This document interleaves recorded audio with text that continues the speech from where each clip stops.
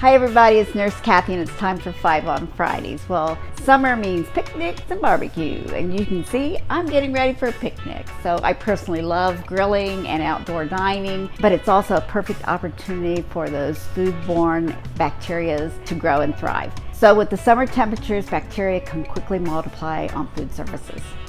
Now, to decrease the risk of food contamination, you want to make sure that you pack and transport your food safely. The first thing to do is keep your foods cold using ice or frozen gel packs, and your cold foods should be stored at about 40 degrees Fahrenheit or less. Now you want to organize your cooler. As you can see, I've got my cooler here. Now you want to consider really using 2 coolers.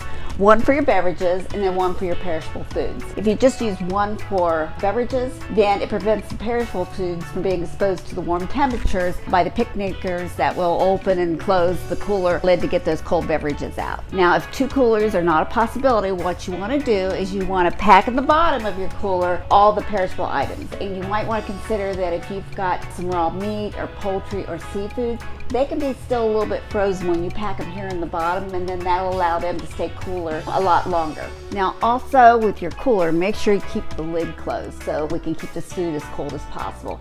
Now if you've got raw meat, poultry, or seafood, you want to make sure that you keep that wrapped really well because you don't want the juices from that raw meat or poultry or seafood to contaminate your other fruits and vegetables. What I like to do when I wrap, and then I also like to have that extra protection with some sort of like freezer bag or some kind of plastic bag. Now the other thing to do is to clean your produce. Clean, even if it's fruit or vegetables that has a rind, and whether you're going to leave the rind on or off, there could be bacteria on the rind, and so then if you go to slice through that fruit or vegetable, if there is bacteria on it, you're going to carry that bacteria through the meat of that vegetable or that fruit. Now let's talk about your picnic site. Well, we want to make sure it's clean.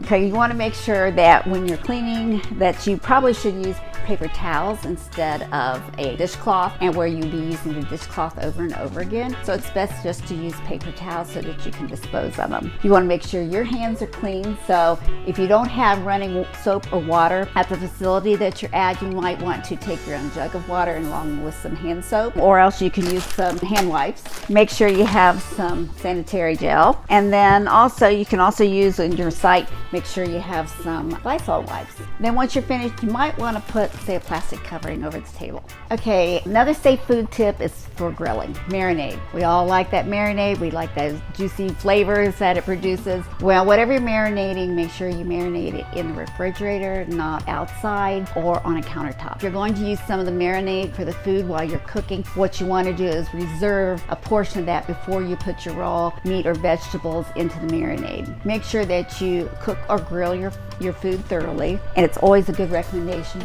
to have a meat thermometer. Partially cooking, now there are some things that we want to partially cook before we go put it on that grill. If you partially cook the food, you want to go immediately to the grill. You don't want to set it aside on a plate or in the refrigerator. Just, it needs to go immediately to the grill. If you say, I really don't know what the temperatures are to cook, raw meat, to cook poultry, to cook seafood, with the FDA, you can Google, and there is a chart there that will tell you exactly what the appropriate cooking temperatures and time are for meat. Now next, make sure you keep the hot food hot. We all have those hamburgers that maybe get a little bit done before the others do. So what you're going to do is you're not going to take them off and put them on a plate here at the side. What you're going to do is just move them over to the side where they're not under any of the hot flames. Also, the same thing if you've got a gas grill. You're going to just move them out from underneath those flames. Don't reuse your plates or platters, utensils that's had raw meat on it. You might think that you're packing up your whole kitchen when you go out on a picnic, but this is really necessary. Let's say I have all my raw meat on here. These are my utensils. Well, I'm not going to use these afterwards. Okay, so what I'm going to have is another separate plate and platter to put those cooked meats on, and I'll have clean utensils also to be used. The only other way you could reuse these is if you've washed these with hot soapy water. More than likely, if you're out to a picnic site, that's not going to be an option, so you need to have the duplicate here, put the finished product on. Now, another thing you want to think about is checking for foreign objects that might be in your food. Now, I never really thought of this myself. Say you go to clean the grate of the grill and you're using a wire brush. Well, there is a chance that some of the bristles from this wire brush can get left on the grill top. So these could get into your food. So it's really important that you watch for that and you look that there might possibly be a foreign object in the food. Now, some food for thought. Number 1, keep your cold foods cold and your hot foods hot. Cold perishable foods should be kept at 40 degrees Fahrenheit or below until served. Hot foods should be kept at 140 degrees Fahrenheit or above before served. Anything in between that, the 40 degrees and the 140, is considered the danger zone. Now, people often say, well, how long can I leave food out? Well, under normal conditions, not extreme heat, you should be able to leave your food out for approximately 2 hours. Now, if we're talking a temperature of 90 degrees or higher, you're looking at probably 1 hour or less.